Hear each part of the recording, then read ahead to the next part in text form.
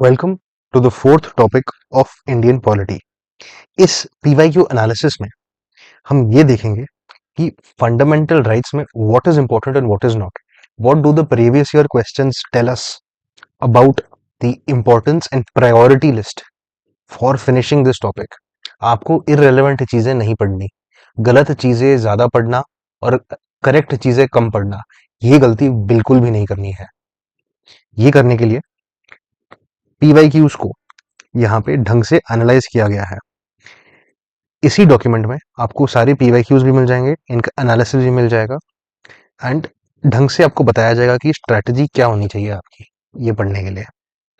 Prelims के questions इसी में है, मेंस के क्वेश्चंस भी इसी डॉक्यूमेंट में है। आप आराम से कर सकते हैं जब भी आपको टाइम मिले, और साथ में आंसर कीज भी ऑब्वियसली प्रोवाइडेड है इसी डॉक्यूमेंट में। इसके बाहर जाने की आपको जरूरत नहीं पड़ेगी। तो फंडामेंटल राइट्स में the first thing that I have done for you is I have organise all these questions in a tabular format, जहां पे कैटेगराइज कर लिया है कि क्या क्या पूछा गया है क्वेश्चन नंबर के हिसाब से, जो इसी में मैप्ड है। ईयर क्या था, थीम किससे आया, कौन से सब टॉपिक से वो वाला क्वेश्चन आया है, इसका डिफिकल्टी क्या था, अगर एक करंट था, स्टैटिक था या मेंस था, किस नॉलेज को टेस्ट किया गया है, इस नॉलेज में कोर कॉन्सेप्ट क्या है, इसमें what trick has UPSC used if it's used any, and what are the common mistakes that aspirants can make. जैसे कि जो 2026 में क्वेश्चन आया था एक्स एंड वाई वाला, जिसमें पूछ रहे थे कि बेसिकली कि लॉ का डेफिनेशन क्या होता है। If you seen that, if not you will in this document.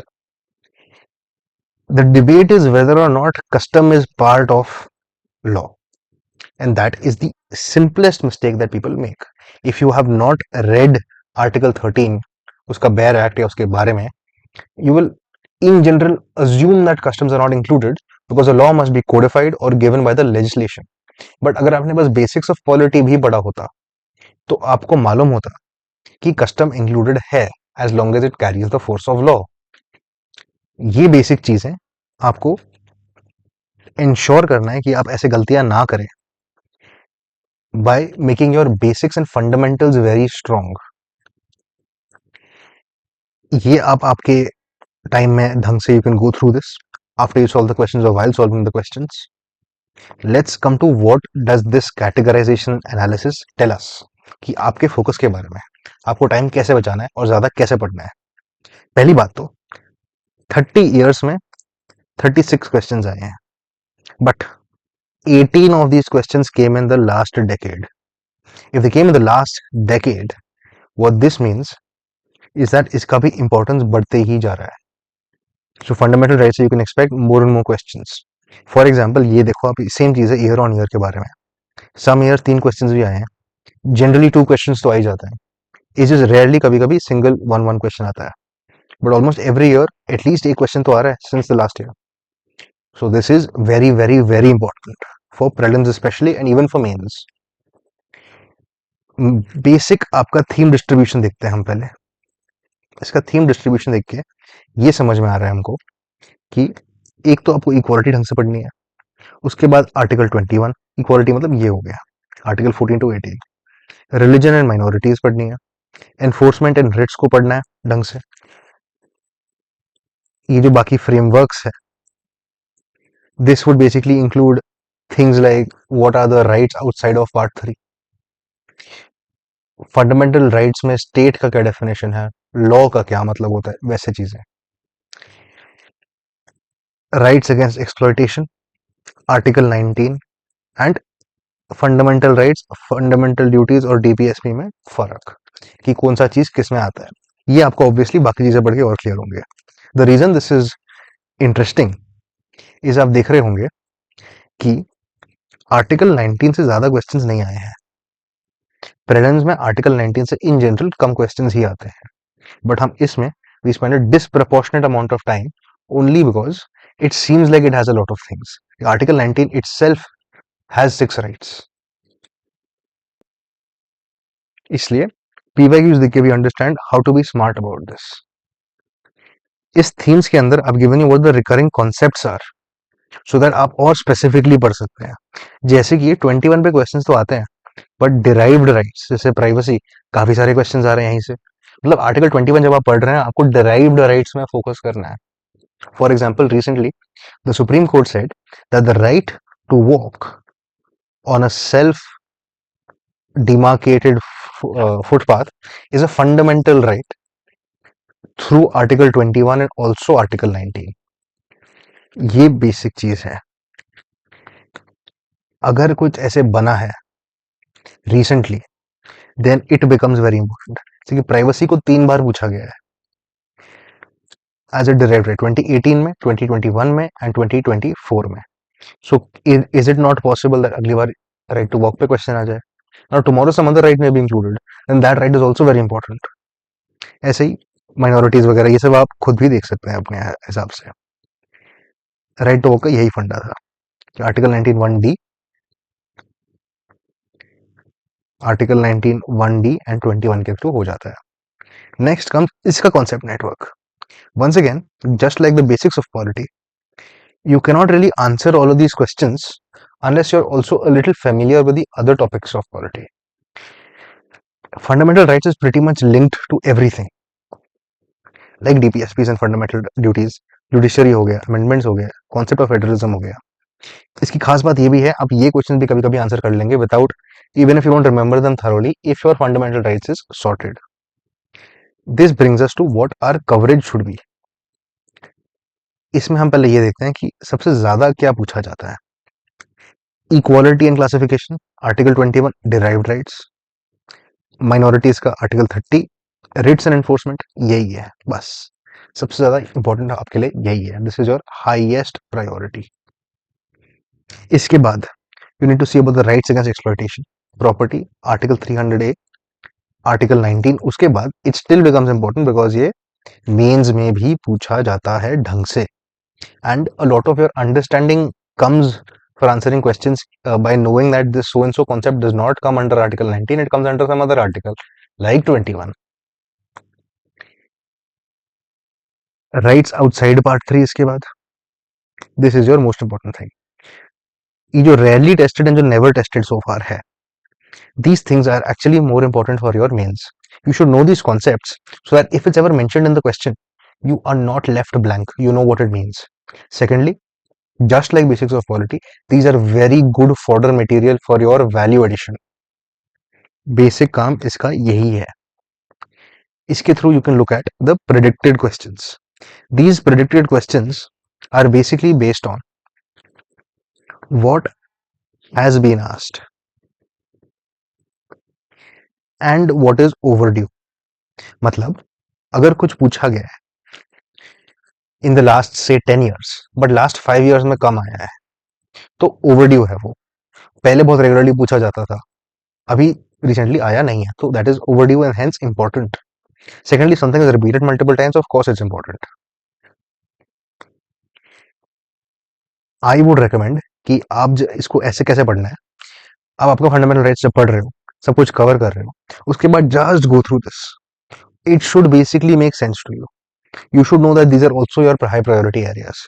कि अगर इसमें से कुछ नहीं आता, इट इज पॉसिबल कि इसमें से क्वेश्चन आएगा. Hence you have to be clear about at least this. It will help as a revision checklist of sorts for you. ऐसे ही मैंने आपको एक high priority, medium priority and low priority दिया है, वो आप देख सकते हैं. मेंस के क्वेश्चंस में अगर हम बेसिक क्लस्टर्स देखें ना, एक तो कंपैरेटिव एंड कॉन्स्टिट्यूशन लॉ है जिससे क्वेश्चंस आते हैं बहुत सारे.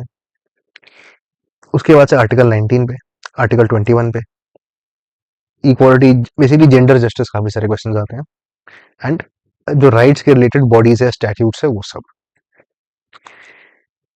और lot of these, knowing just fundamental rights is not enough at all. Comparative constitution needs to be studied as a separate thing by itself as well for your GS2.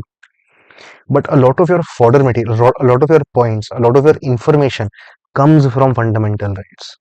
If you are comparing the secularism between United Kingdom and India, for example, या France and India मान लो, जो पूछा भी गया है recently, you need to quote the rights in fundamental rights that relate to your religious freedoms and how they are different from what France does. ये this makes your answer technical. when you quote the specific articles, इसलिए यहाँ पे बहुत ज़्यादा important हो जाते हैं।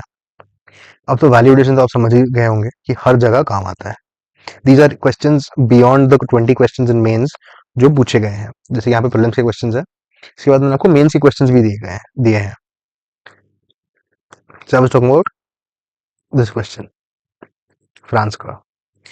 आप कोई और क्वेश्चन देख लो, जैसे कि ये वाला खा पंचायत का 2015 में जो आया था। Khap panchayat have been the news for functioning as extra constitutional authorities, often delivering pronouncements amounting to human rights violations.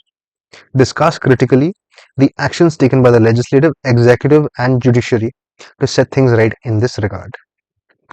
ये क्वेश्चन में आपके पास एक चीज होती है जो है कोर डिमांड। ये क्वेश्चन कोर डिमांड ये क्वेश्चन के कोर डिमांड को एड्रेस करने के लिए आपको obviously executive, legislative and judiciary का अलग अलग से करना पड़ेगा। बट इन सब का anchor will come back to your fundamental rights. Your human rights cannot be divorced from fundamental rights. That is the basic idea. ये डॉक्यूमेंट अगर आप चाहते हैं, you can easily download it from our Telegram channel. आपको Telegram खोलना है, इस channel में ज्वाइन करना है और आपको वहां पे मिल जाएगा। That's it. But before I end this, I would just to save you time, I would like to come back to what is your final priority because of that. आपका priority at the end is here, यही है। Article 21 जो classifications है laws के fundamental rights के, जैसे कि rights to equality में कौन से आर्टिकल्स आते हैं, राइट्स अगेंस्ट एक्सप्लॉयटेशन में कौन से आते हैं, वो सब। इसमें आपके डिराइव्ड राइट्स, रिट्स और इन जनरल फंडामेंटल राइट्स का enforcement, which also means statutes, मतलब जो लॉज है जो फंडामेंटल राइट्स को एनफोर्स करते हैं। ऐसा मुझे समझना चाहिए, जो भी हम सोचते हैं कि एरे गहरे लॉज के बारे में क्वेश्चन आ गया है डिटेल में जो पूछ रहे हैं, जैसे कि मैटरनिटी बेनिफिट एक्ट के बारे में जो क्वेश्चन आया था, these are laws that either implement a fundamental right or a directive principle of state policy. If an act implements a DPSP or a fundamental right, it is very important. You need to know about it in detail. That is the point. इसलिए you have to always also focus on enforcement. इसके अलावा minorities के बारे में article 30, ये आपका major priority हो गया। उसके अलावा you have to focus on exploitation के अगेंस्ट जो राइट्स है, प्रॉपर्टी का क्या चक्कर है आर्टिकल 19 के बारे में, and other rights outside of part 3 apart from property. ये हो गया आपका major priority list. Other than that, everything else is for you to eliminate the wrong answer, understand the context of the question, or is useful for mains. So that is it. Thank you very much. I hope this was useful. And once again, if you want to download this, you can move over to the Telegram channel at the Aspirant Network.